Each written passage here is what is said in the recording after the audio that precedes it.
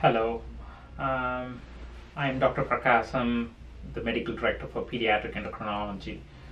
I'm sorry your child has been diagnosed with diabetes, but here in this video, I'm going to give you an overview of what to expect in the next couple of days while the child is in the hospital.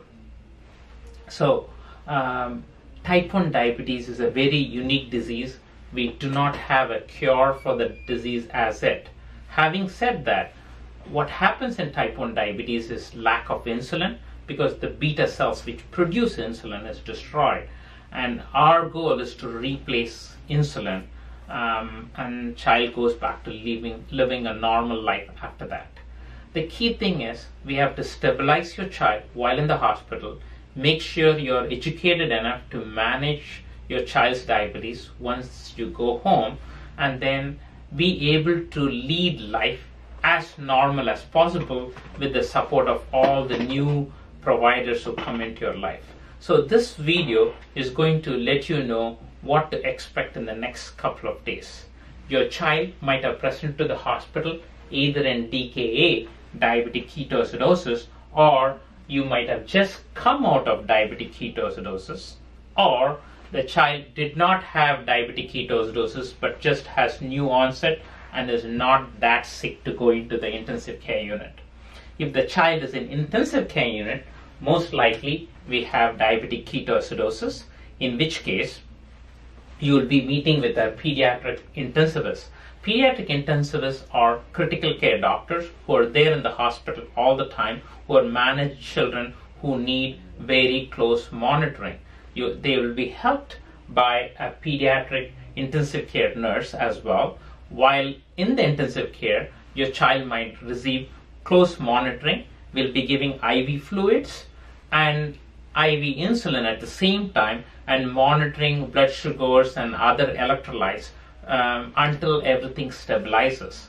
Once the child is stabilized, then we'll be moving the child over to a non-diabetic ketoacidosis category.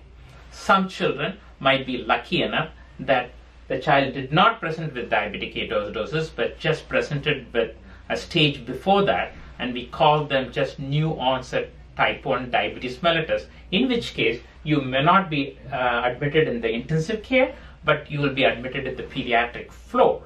So in case you get admitted in the pediatric floor, you will be met with a hospitalist and a pediatric floor nurse. They will work with you to design the initial treatment, and the pediatric intensivist, the pediatric endocrinologist, which is our team, we will be coordinating care both with the pediatric intensivist and the pediatric hospitalist. The primary responsibility of managing pediatric diabetes after the intensive care period will go on to the pediatric endocrinologist. You will be able to meet myself, that is Dr. Prakasam, or one of my partners who are all pediatric endocrinologists. All those details can be found on our website, www.sackid.com, sackid.com.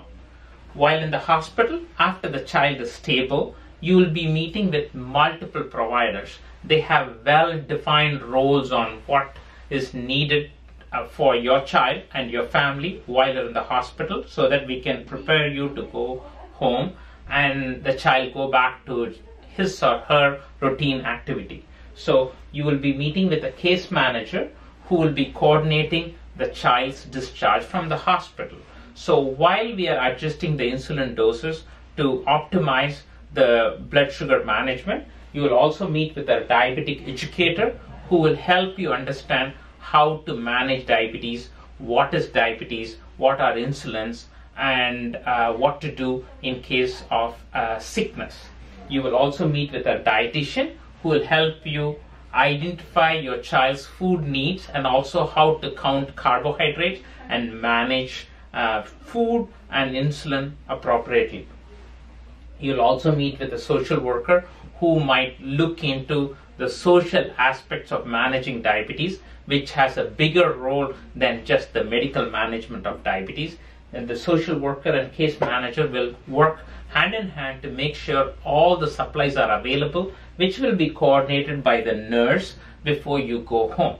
All these things have to be done in a concurrent fashion so that you and your child will be ready to be discharged from the hospital. So while in the hospital, you'll be learning some basic skills, which will include how to give injections, how to count your carbohydrate, how to plan food, when do we have to check blood sugars, and what to do in case of emergencies.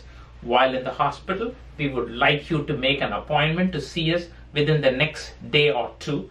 You will also be making a phone call to us every day in the morning at 6 a.m. when your family will be giving us all the blood sugars, and we'll be discussing the dose adjustments of insulin.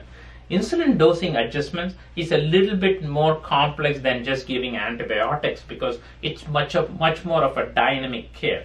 The way it is designed is so that the child can lead his or her normal life, which will include school, sports activities, staying at home, sleeping, and so on. And together we can plan a path which will least interfere with the child's health.